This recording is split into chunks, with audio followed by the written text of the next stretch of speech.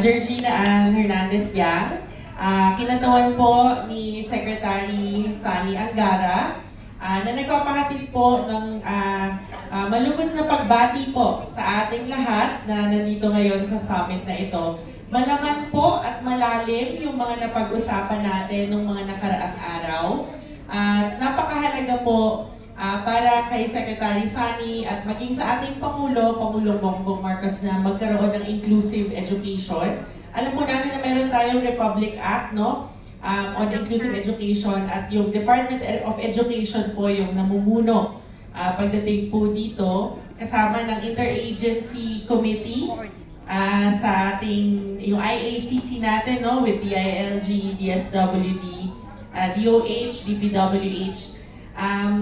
Kailangan po namin na magkakasama po tayo na makipag-ugnayan sa iba't ibang mga ahensya para siguraduhin na yung mga ILRCs po natin ay magkaroon po tayo ng quality services, no, for our SNED, no, yung Special Needs Education.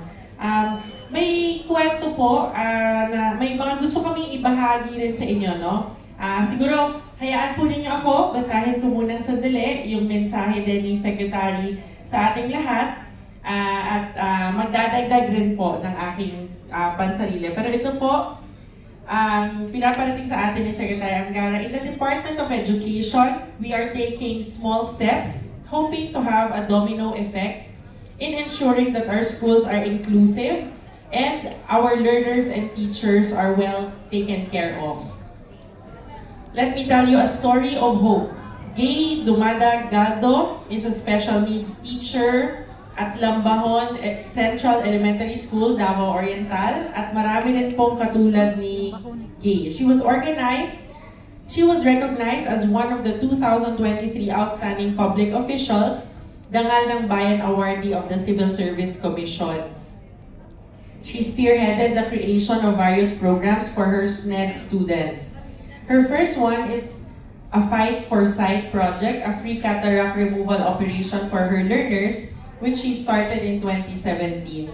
Following the projects, other programs also bloomed under her perseverance, like the Medical Mission for Special Needs, cleft lip and palate surgery, vision screening for learners with visual impairments, and charity for wheelchairs, walkers, and eyeglasses. Her dedication to her profession extended past her obligations as a teacher. Her dedication gave her students a brand new life.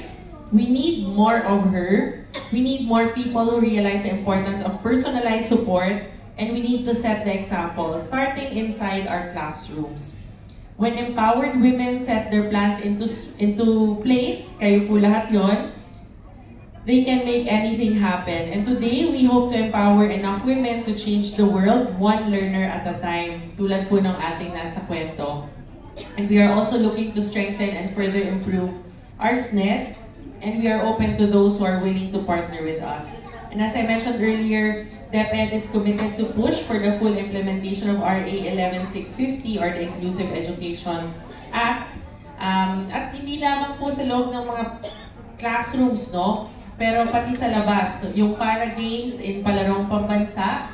And we do not only aim to exercise inclusivity inside our classrooms, we also want to champion that outside our schools. So during our annual palarong pambansa, we also have our para games, which champions the skills and sportsmanship of our learners with disabilities. Ako po siguro personal, parang isang kwento lang nabanggit natin, isang kwento ng teacher. Maaaring may mga ilan pa yon, maybe a few hundreds, a few thousands of teachers. Pero para masiguro na hindi lamang ito manatiling isang kwento, kundi maging systemic change, no? Institutional change sa buong kagawaran ng edukasyon. Yun po yung aming sisiguraduhin ngayon, pero kasama po namin kayo every step of the way. Yung pagpunta po namin dito ay isang pagpaparating na nandito po kami upang maging champions po ninyo sa Department of Education.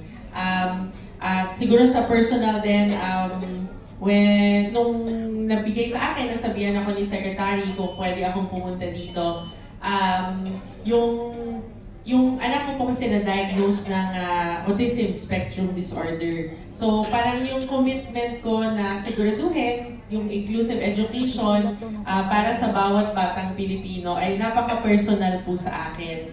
At kaya kahit po nag-uumpisa pa lang po kami dito sa Department of Education, isa po ito na masasabi ko po na hindi po talaga namin bibitawan at talagang sisiguraduhin po namin na nakaakma kung ano po yung mga pangangailangan po ninyo. So umpisa pa lang naman po, at pero maikli yung panahon natin, kaya dapat po sana ay tayo mag-usap-usap, magsama-sama para sa bagong Pilipinas. Maraming salamat po at magandang hapon.